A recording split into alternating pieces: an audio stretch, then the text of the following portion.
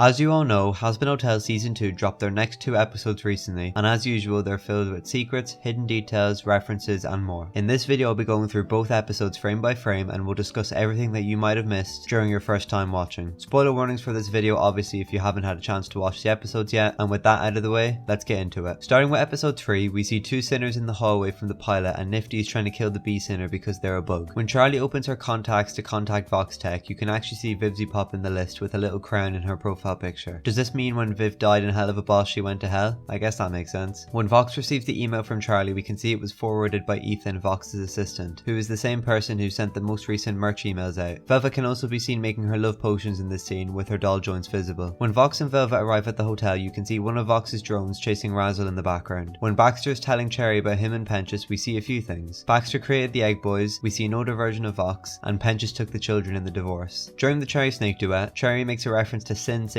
which is one of the circles in the Pride Ring. In Speedrun to Redemption, we get a look at Vox's gills, which we'll see more of in the next episode, and a better view of Velvet's doll joints. Velvet can also swivel her head 360 degrees. The restaurant Vox mentions is a reference to the poem Inferno by Dante, I'm not pronouncing that last name, where Dante himself travels the 9 circles of hell. Another sort of sad detail I noticed, which isn't exactly hidden, but I wanted to mention anyway, is that when Vox asks Charlie if he can be redeemed, Charlie says she thinks anyone can be redeemed, and this seems to have caught Vox a little off guard. I wonder if this means we could see him try to become a better person in a future season. One final detail in this episode is when Angel Dust throws his hat and walks away, he reappears with it a few seconds later. At the start of episode 4, we see Alistair kept the roach crown Nifty gave him in season 1. Lucifer and Alistair have matching mugs too. Lucifer says deer season and Alistair says duck season. When Alistair quits and walks away, there's quite a noticeable animation mistake where the black part of his hair disappears. During the 666 News intro, Tom Trench is constantly being overlooked with Katie and the text blocking him from view, as well as Katie's huge name right on top of Tom's tiny name. I'd also like to mention that this entire news scene is a huge callback to the pilot's news scene where Charlie tries to advertise the hotel. I'll show a few comparisons. Phenomenal. So tell us, Chazzy. It's Charlie. You're here to set the record straight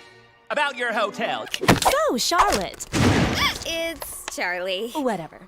Tell us about this new passion project you've been insistently pestering our news station about. As you know, Vox paid a visit to our hotel recently, yes, and he lied about everything. That lied. As most of you know, I was born here in Hell, and growing up, I always tried to see the good in everything around me. The text at the bottom is funny too. It calls Charlie woke and has a very misspelled segment that claims Charlie has a whistle that can control sinners. The text also claims the hotel has gun violence and abuse, reminds viewers that Angel Dust is owned by Vox Tech, and claims Vox is more jacked than Alistair. During Alistair's backstory we see a human Mimsy, and after Don't You Forget, Alistair sits on a bench that has a sign, which confirms Susan died in the battle against Heaven. Except she didn't. While editing this video, Viv actually made a post on Blue Sky confirming that she didn't die, and it said this is just celebrating her death on Earth. Gonna be honest, that's a lot less funny and a bit random, but anyways, we get a live stream of 666 News and all the comments are really funny and I'd recommend reading them yourself. If I read them out, we'd be here till Christmas and my monotone voice would make them sound shit anyway. However, I did check if they compared Charlie to that person, and yes they did. Katie says Hash Brown Motel. which seems to be something Brandon likes doing. Damn! You thought the Hash Brown Motel was the only hell show that Daddy Amazon was horny for? During cleaning up, we get to see all of the main cast in the anime art style and they're all super cute. When Vox and Alistair meet, you can hear an instrumental version of Stayed Gone in the background, which is such a neat detail. I'll play a quick clip. Frankly, I'm bored of hearing your incessant slander. It's not even clever.